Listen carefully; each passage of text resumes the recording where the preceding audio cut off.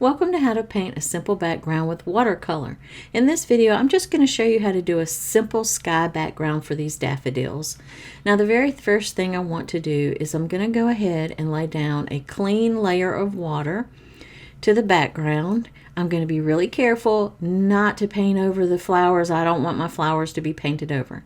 Now, yet some people paint their backgrounds first, and normally I paint my background first, but in this case, I'm painting it last because the actual subject is pretty much white, and I want to paint around that white because I want to leave like a thin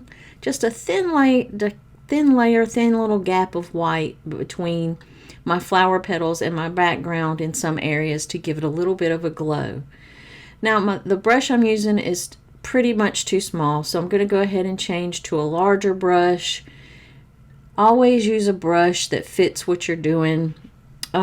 The larger brush will get this done a lot faster. There's not a lot of intricate small areas that I need to go into, so I just went ahead and changed over to my number 14 brush, and I'm going to apply that clear water, and I'm being very careful going around the flowers, the petals. I don't want to paint that water over those petals.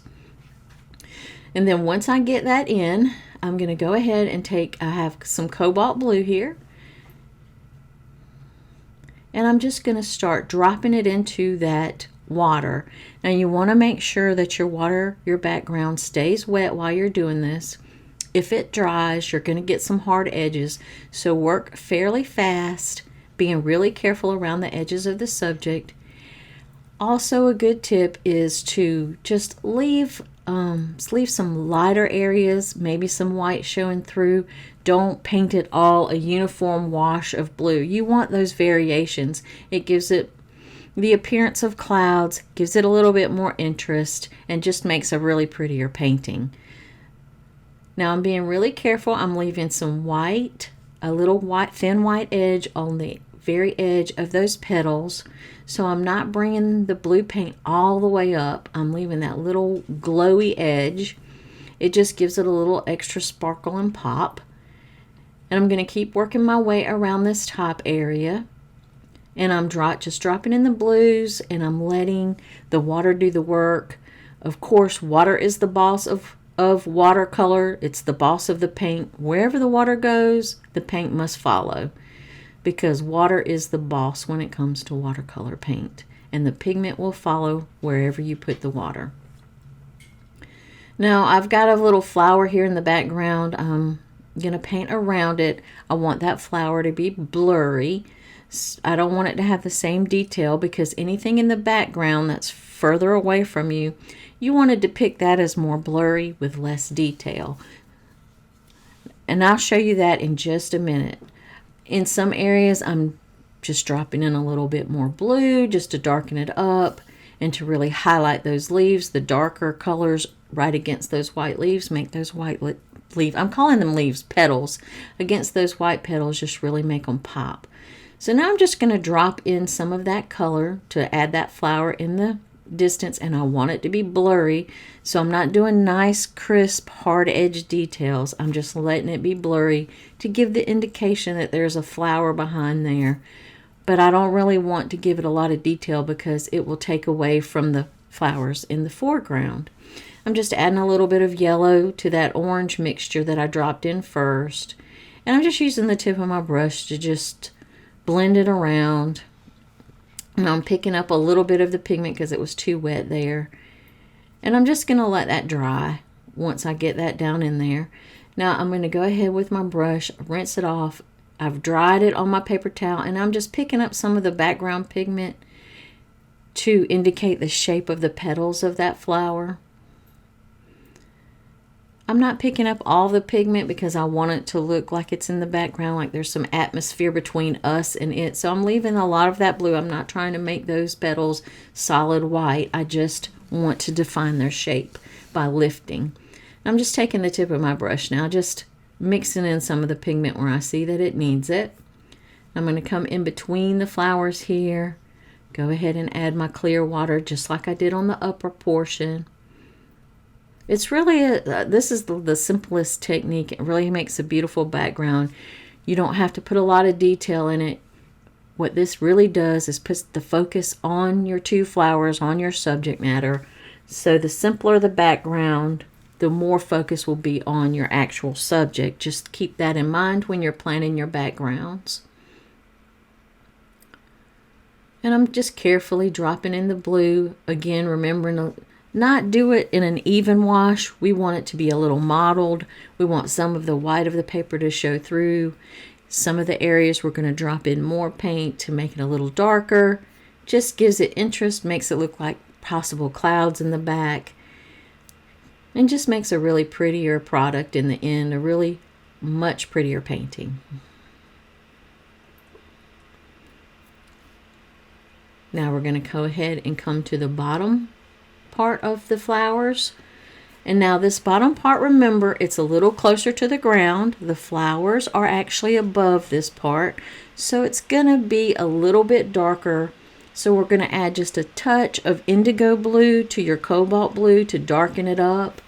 We're going to go through the same process, apply the clean water on this section, and we're just doing this section by section, making sure that the background stays wet as we work on it so that we don't get any hard edges. If it dries and you come back and try to apply paint, you'll get a hard edge. So you want it to stay wet. This is a wet and wet technique. The background is wet, the brush is wet, and your paint is fairly juicy, fairly watery mixture. And once you get your next section covered with clean water, you'll just go ahead, you'll start dropping in your blues.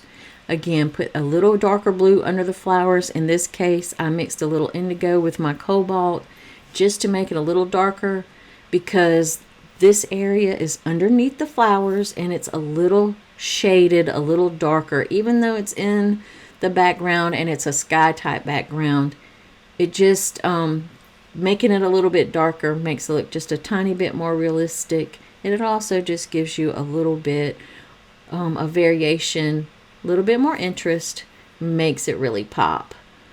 And the same as the other section, you want some darker areas, some lighter areas, some of the white of the paper showing through. So you can make it a solid wash, you can make it a solid blue, and it would still be really pretty. You can experiment on those things. I just happen to like the look of more of a mottled wash, more of a charged wash where it's wet and you're just charging in the paint and letting the water mix and mingle it on its own, and not trying to make it a uniform blue all the way across. I just think it's prettier.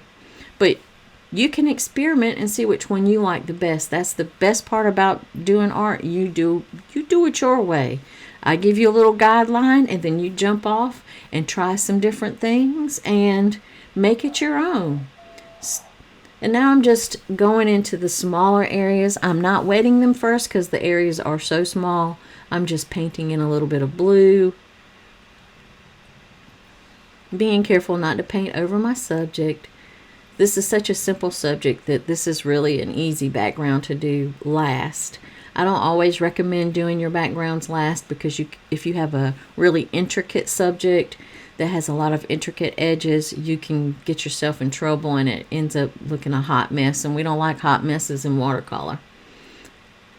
Now I'm just going to go over here to these last few sections around the petals of this big flower in the front. I'm just painting directly onto the dry paper. Because the sections are so small, I want to have a little more control over the paint. I don't want it as flowy because I don't want it to flow over into the petals. If I accidentally get the water on those petals, that paint's going to go right over them, and I'm trying to keep the petals crisp and pristine. So I'm just going on to the dry paper for this little section, since it's so small, and just painting directly onto the dry paper. And this is called wet on dry technique.